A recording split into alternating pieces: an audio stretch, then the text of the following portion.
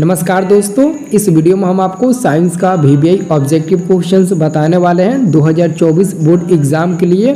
तो वीडियो को पूरा देखना और सभी ऑब्जेक्टिव क्वेश्चंस को याद कर लेना। 95% ऑब्जेक्टिव क्वेश्चंस यहाँ से फंसेगा।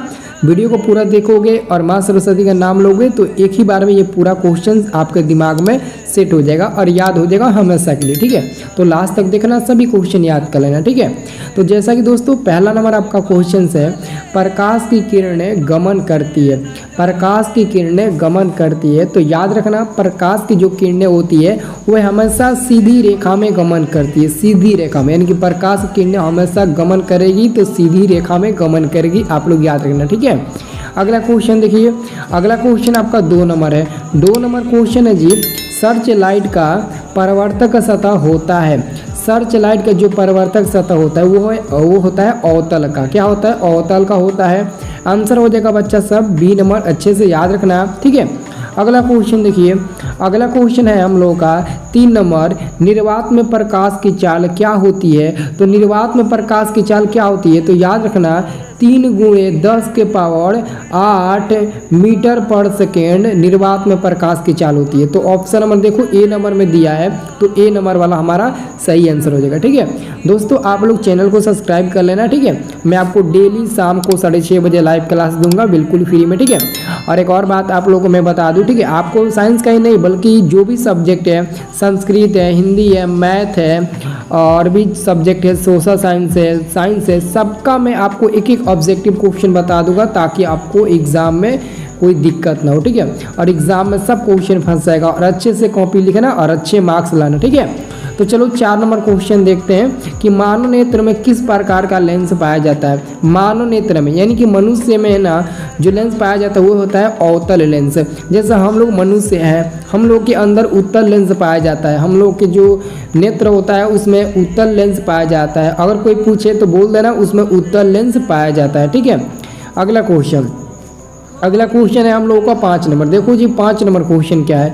5 नंबर क्वेश्चन है, मानव नेत्र जिस भाग पर प्रतिबिंब बनाता है वो भाग कौन सा है। वह भाग आपका है दोस्तों ये डी नंबर वाला दृष्टि पटल, जिसको हम लोग रेटिना भी बोलते हैं। तो नाम याद रखना क्योंकि ऑप्शन थोड़ा इधर उधर हो गया, लेकिन कोई बात नहीं है, आप लोग डायरेक्ट आंसर याद रखना, जिसको हम लोग दृष्टि पटल कहते हैं या फिर रेटिना भी इसका नाम हम लोग देते हैं। ठीक है, तो कभी कभी एग्जाम में दृष्टि पर न देकर रेटिना भी दिया रहता है, तो थोड़ा अच्छे से देखना। ठीक है, अब देखो अगला क्वेश्चन आपका है 6 नंबर। 6 नंबर क्वेश्चन है, सामान्य नेत्र का दूरबिंदु है। देखो सामान्य नेत्र का दूरबिंदु अनंत होता है। क्या होता है जी? अनंत होता है। सामान्य यानी कि अगर आपका आंख स्वस्थ है और आपको आंख में कोई प्रॉब्लम नहीं है तो आप अनंत दूरिया को देख सकते हैं। तो आंसर होगा डी नंबर वाला। ठीक है, चलो अगला क्वेश्चन देखते हैं।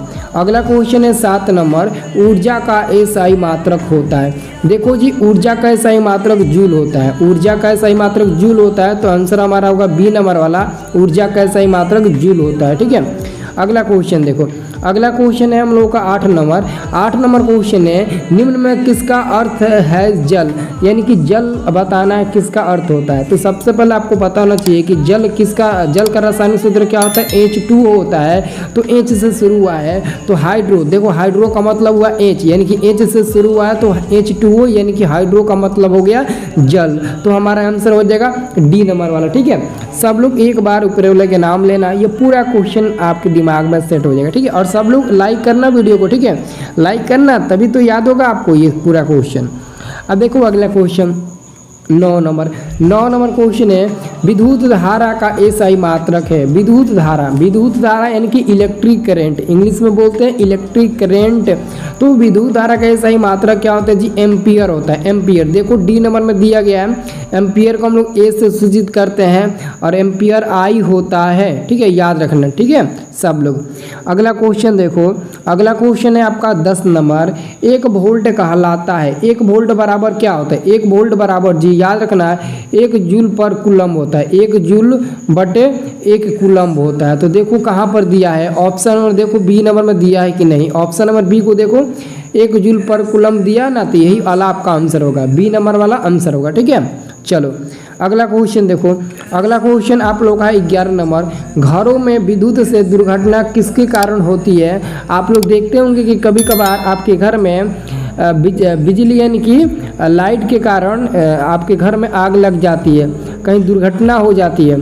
हो सकता है कि किसी किसी को करंट भी लग जाता है आपके घर में, और भगवान ना करे ऐसा हो, मतलब कि किसी के साथ एग्जाम्पल मैं आपको दे रहा हूँ, ठीक है। तो जो दुर्घटना आपके घर में होती है वो सर्किट के कारण होती है। आप लोग बोलते हो ना कि लगता है उस घर का तार शॉर्ट मतलब कि हो गया है, जिसके चलते मतलब कि वो बल्ब नहीं जल रहा है, ऐसे बोलते हो ना कि लगता है तार शॉर्ट हो गया है, तार गल गया है। तो वो सब किसके कारण होता है? तो सर्किट के कारण होता है, ठीक है। अब देखो आगे क्वेश्चन, अगला क्वेश्चन है आपका 12 नंबर। 12 नंबर क्वेश्चन है, फ्लेमिंग के वाम हस्त नियम में अंगूठा किसकी दिशा को संकेत करेगा? किसकी दिशा को संकेत करता है? तो बल की दिशा को संकेत करेगा। बल यानी कि फोर्स की दिशा को दिखाएगा, फोर्स, ठीक है। फोर्स मतलब इंग्लिश में इसको फोर्स कहते हैं और हिंदी में बल कहते हैं। अंगूठा यानी कि दबाना यानी कि उस पर बल देना, तो समझ सकते हैं अंगूठा के इशारे से ही इसका आंसर होगा बल, ठीक है। अगला क्वेश्चन देखो, अगला आपका क्वेश्चन है ग्लोबल वार्मिंग के लिए उत्तरदायी गैस है। देखो जी, ग्लोबल वार्मिंग के लिए उत्तरदायी गैस CO2 होता है, जिसका हम लोग नाम देते हैं कार्बन डाइऑक्साइड। जो ऑप्शन नंबर आपको C नंबर में मिल जाएगा, ये वाला आंसर बिल्कुल सही है। अगला क्वेश्चन देखो, अगला क्वेश्चन है आपका 14 नंबर। साग सब्जियों का विघटित होकर कंपोस्ट बनना किस प्रकार की अभिक्रिया है? साग सब्जियों का विघटित होकर कंपोस्ट बनना किस प्रकार का अभिक्रिया का उदाहरण है? तो आप लोग अभिक्रिया का नाम याद रखना, ऊष्माक्षेपी। क्या नाम होगा? ऊष्माक्षेपी। देखो गौर से, ऊष्माक्षेपी अभिक्रिया का नाम याद रखना। यही ऊष्माक्षेपी है जो साग सब्जियों का विघटित होकर कंपोस्ट बनाता है, ठीक है, याद रखना। अब देखो अगला क्वेश्चन, अगला क्वेश्चन आपका है 15 नंबर। 15 नंबर क्वेश्चन है अपचयन वह प्रक्रिया है जिसमें, तो याद रखना अपचयन वह प्रक्रिया है जिसमें ऑक्सीजन का योग भी होता है, हाइड्रोजन का वियोग भी होता है और इलेक्ट्रॉन का त्याग भी होता है, यानी कि A B C तीनों होगा। तो आंसर हम टिक लगाएंगे, D नंबर पर सभी होगा, ठीक है। चलो अगला क्वेश्चन, अगला देखो, अगला क्वेश्चन का आंसर बहुत लोग गलती देते हैं कि निम्नलिखित में कौन ऑक्सीकारक है। ज़्यादातर लड़के H2S पर टिक लगा देते हैं, जबकि ये गलत है। ऑक्सीकारक कहेगा तो केवल H2 होगा, जैसे O2 भी हो सकता है, तो O2 नहीं दिया, H2 दिया तो H2 पर टिक लगाना है। बहुत लोग H2S भी टिक लगाते हैं, बट आप लोग गलत काट देना। अगर वह टिक लगाएंगे तो गलती हो जाएगा, 1 नंबर खो देंगे, ठीक है। जो मैं बता रहा हूँ वही याद रखना। अगला क्वेश्चन आपका 17 नंबर। किसी अम्लीय विलयन का pH मान होता है?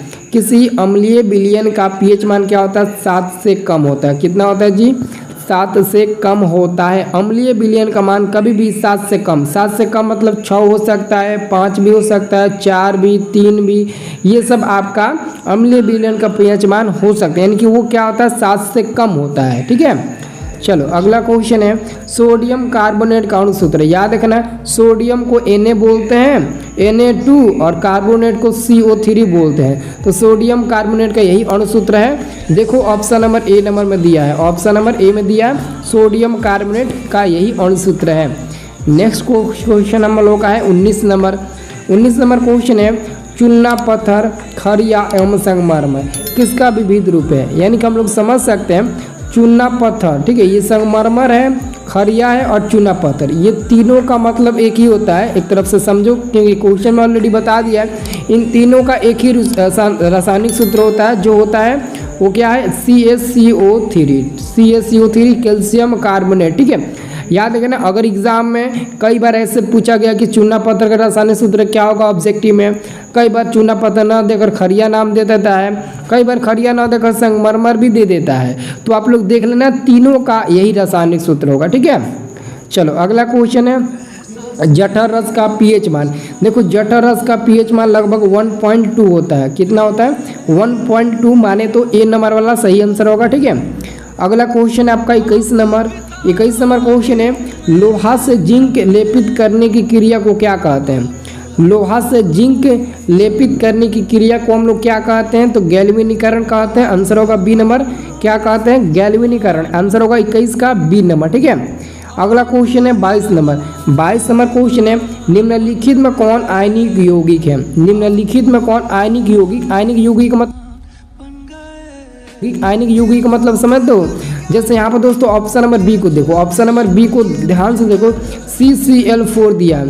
तो यहाँ पर दोस्तों Cl पर माइनस चार्ज होगा, यानी क्लोरीन पर माइनस चार्ज होगा, तो वो आयनिक यौगिक कहलाएगा। क्या कहलाएगा? आयनिक यौगिक कहलाएगा। तो हम लोग समझ सकते हैं CaCl4, ठीक है, CCl4, ठीक है। और इसको कार्बन टेट्राक्लोराइड भी नाम देते हैं। ये कार्बन टेट्राक्लोराइड कहाँ प्राप्त होता है? तो जब आप प्रयोगशाला में मीथेन गैस बनाएंगे तो वहाँ पर CaCl2 का प्राप्ति होगा, यानी कि CaCl2 का मतलब कार्बन टेट्राक्लोराइड, सॉरी CaCl2 नहीं, 4 है ना, 4 है, सॉरी 4 है, तभी तो टेट्राक्लोराइड कहलाएगा, 4 होगा, ठीक है। CCl4 कार्बन टेट्राक्लोराइड नाम इसका देते हैं, ठीक है। चलो अगला क्वेश्चन है, बॉक्साइड निम्नलिखित में किस धातु का अयस्क है? तो बॉक्साइड एल्युमिनियम धातु का अयस्क होता है। एल्युमिनियम को हिंदी में यहाँ पर लिख दिया है, लेकिन एल्युमिनियम का जो संकेत होता है, एल्युमिनियम का जो संकेत होता है बाबू, वो क्या होता है? वो होता है Al, याद रखना, Al, एल्युमिनियम का संकेत Al होता है, ठीक है, जो बॉक्साइड धातु का एक प्रमुख अयस्क होता है, ठीक है। चलो अगला क्वेश्चन, क्वेश्चन अगला कह रहा है कि सक्रियता श्रेणी में सबसे क्रियाशील धातु कौन है? सबसे क्रियाशील धातु माने तो सोडियम यहाँ पर होगा, ठीक है। अगला क्वेश्चन ये बोर्ड एग्जाम में कई बार आ चुका है, इथाइल अल्कोहल का अणुसूत्र। इथाइल अल्कोहल, देखो इथाइल अल्कोहल का अणुसूत्र क्या होता है?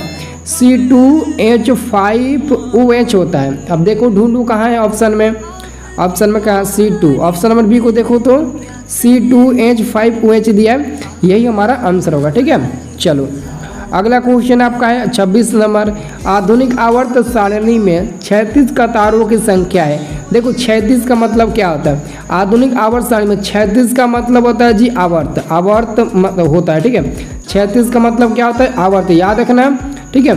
36 का या फिर आवर्त का है, दोनों का मतलब सेम होता है, ठीक है, दोनों का मतलब क्या होता है? सेम होता है, तो ठीक है।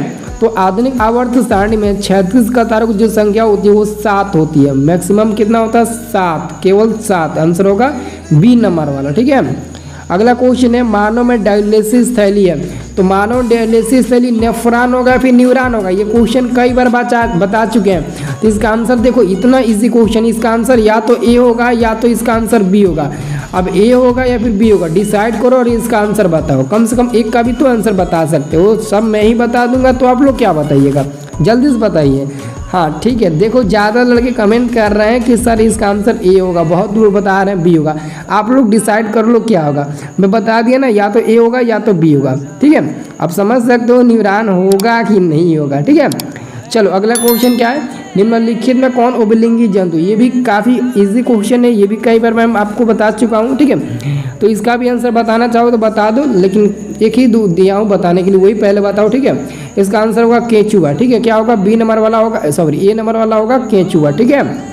अगला क्वेश्चन है, कुटपाद किस में पाया जाता है? याद रखना, कुटपाद अमीबा में पाया जाता है। अमीबा अपना भोजन जो ग्रहण करता है वो कुटपाद के द्वारा ही ग्रहण करता है, अमीबा, ठीक है, अमीबा। याद रखना नाम, कुटपाद किस में पाया जाता है? अमीबा में, क्योंकि अमीबा अपना भोजन ग्रहण करता है कुटपाद के द्वारा ही, ठीक है। अब अमीबा कहाँ दिया है तो देखो कहाँ दिया, आपको दिया होगा, ऐसा नहीं है कि मैं नाम बताया वो नहीं दिया होगा, बिल्कुल दिया होगा। अब बताओ अगला क्वेश्चन, ऑक्सीजन है, तो ऑक्सीजन एक हार्मोन का नाम है, ऑक्सीजन एक हार्मोन है, ऑक्सीजन क्या है? एक हार्मोन का प्रकार है, ठीक है। अब देखो अगला क्वेश्चन है 31 नंबर, मनुष्य के शरीर की सबसे बड़ी ग्रंथि है। देखो जी, मनुष्य के शरीर की जो सबसे बड़ी ग्रंथि होती है वो होती है दोस्तों लीवर। तो लीवर का तो नाम दिया है, लेकिन कभी कभार लीवर नहीं देता है, बल्कि यकृत नाम दे देता है, यकृत। देखो जी हम बता देते हैं, लीवर जो है ना वो इंग्लिश नेम है, यानी कि इंग्लिश में लीवर बोलते हैं, LIVER, लीवर, ठीक है, ये इंग्लिश नाम है। लेकिन इसी लीवर का हिंदी नाम होता है यकृत, इसलिए कभी कभार आपके बोर्ड एग्जाम में लीवर न देकर यकृत दे देता है, ये वाला शब्द दे देता है। तो क्या आप लोग भूल जाओगे? नहीं, दोनों नाम याद रखना, यकृत और लीवर दोनों, ठीक है। अगला क्वेश्चन देखो, अगला क्वेश्चन है 32, निम्नलिखित जीवों में किसमें अलैंगिक जनन मुकुलन द्वारा होता है? अलैंगिक जनन मुकुलन द्वारा किसमें होता है? ईस्ट में होता होगा, ईस्ट में। देखो ईस्ट ऑप्शन नंबर सी नंबर में दिया है, ठीक है। अगला क्वेश्चन है जी, कीटों के पंख और चमगादड़ के पंख किस तरह के अंग है? ये समवृत्त अंग है, समवृत्त यानी कि देखो कहीं दिया होगा, सी नंबर में दिया समवृत्त अंग, तो आंसर टिक लगा देना। अगला क्वेश्चन है आपका विकासीय दृष्टिकोण से हमारी किससे अधिक समानता है? तो चीन के विद्यार्थी से अधिक समानता है। ठीक है, अगला क्वेश्चन है प्रकृति में पृथ्वी पर ऊर्जा का मुख्य स्रोत। देखो जी, प्रकृति में पृथ्वी पर ऊर्जा का जो मुख्य स्रोत है वो सूर्य है, यानी कि सूर्य भगवान से कोई बड़ा स्रोत हो ही नहीं सकता। इस धरती पर मतलब इस पृथ्वी पर सूर्य से बड़ा कोई ऊर्जा का स्रोत है? नहीं है। सूर्य से बड़ा कोई हो ही नहीं सकता है। उसका इतना तापमान है कि कोई सहन कर पाएगा उनका तापमान? उनके जैसा तापमान किसी के पास है? नहीं है। अब देखो अगला क्वेश्चन, हरे पौधे कहलाते हैं। हरे पौधे क्या कहलाते हैं? तो हरे पौधे उत्पादक कहलाते हैं। उत्पादक कहलाते हैं। सब लोग याद रखना, हरे पौधे उत्पादक कहलाते हैं। आंसर होगा ए नंबर वाला। ठीक है, अगला क्वेश्चन आपका है 37 नंबर प्रश्न है, निम्नलिखित में कौन जैव अनिम्नीकरणीय पदार्थ है? जैव अनिम्नीकरणीय पदार्थ का मतलब डीडीटी का मतलब समझते हो ना, डीडीटी। हाँ ठीक है, वेरी गुड। अब देखो अगला क्वेश्चन है आपका, निम्न में कौन प्राकृतिक संसाधन नहीं है? निम्न में कौन प्राकृतिक संसाधन नहीं है? तो जीवधारी प्राकृतिक संसाधन नहीं है। आंसर होगा डी नंबर वाला। ठीक है, चलो अगला क्वेश्चन आपका है यूरो 2 का संबंध। यूरो 2 का संबंध क्या होता है? तो याद रखना वायु प्रदूषण से। यूरो 2 का संबंध है वायु प्रदूषण, सब लोग याद रखना। और मैं आप सभी की एक और सूचना देना चाहता हूँ, अगर कोई भी विद्यार्थी मैथ यानी कि एनसीईआरटी का मैथ का पूरा सिलेबस, एनसीईआरटी जो आपका मैथ है क्लास 10th का, उसका पूरा सिलेबस यानी कि एक एक्सरसाइज और एक्सरसाइज का एक क्वेश्चन का फुल सॉल्यूशन का वीडियोस या फिर उसका पीडीएफ सॉल्यूशन का पीडीएफ अगर लेना चाहते हैं तो आप लोग हमारे ग्रुप पैड में ऐड हो जाना। और ग्रुप पैड में अगर ऐड हो जाइएगा तो आपको मैथ के ही सब्जेक्टिव और ऑब्जेक्टिव नहीं, यानी कि आपको मैथ का तो पूरा सिलेबस मिलवे करेगा। वीडियो मिलेगा, हर क्वेश्चन का सलूशन मिलेगा, हर एक्सरसाइज का सलूशन मिलेगा, पीडीएफ मिलेगा। साथ में आप जिस भी एग्ज़ाम दोगे, जिस भी सब्जेक्ट का, वो सारे सब्जेक्ट का आपको पीडीएफ मिल जाएगा। वीवीआई ऑब्जेक्टिव क्वेश्चन का पीडीएफ मिल जाएगा। ठीक है, जैसे संस्कृत हो गया उसका ऑब्जेक्टिव सब्जेक्टिव वीवीआई मिल जाएगा, साइंस हो गया उसका मिल जाएगा, मैथ हो गया उसका मिल जाएगा, और हिंदी हो गया उसका मिल जाएगा, सोशल साइंस हो गया उसका मिल जाएगा। यानी कि ऑल सब्जेक्ट का आपको मिल जाएगा 299 रुपये वाला ग्रुप पैड में। तो जिसको भी 299 रुपये वाला ग्रुप पैड में ऐड होना है, आप कमेंट कर देना कि सर मेरे को ऐड होना है, मैं नंबर दे दूंगा, आप मेरे नंबर से संपर्क करके आप ऐड हो सकते हैं। ठीक है, तो जिसको भी ग्रुप पैड में ऐड होना है नीचे कमेंट कर देना। 299 रुपये ग्रुप पैड चलता है। आप उस ग्रुप पैड में 1 साल तक रहेंगे, 1 साल तक ग्रुप पैड में रहेंगे, और साथ में आपको फ्री में एप्लीकेशन पर पढ़ने को मिलेगा। ठीक है, यानी कि ऐप पर आप लोगों को फ्री में पढ़ने को मिलेगा। ठीक है, तो डिसाइड कर लेना, जिसको भी अगर ग्रुप पैड में जुड़ना होगा आप कमेंट करके हमको बता देना। ठीक है, ताकि हम आप लोगों से मदद कर सके, आप लोगों को मैं मदद कर सकूँ। ठीक है, चलो जी, बहुत बहुत धन्यवाद। सब लोग वीडियो को लाइक करना।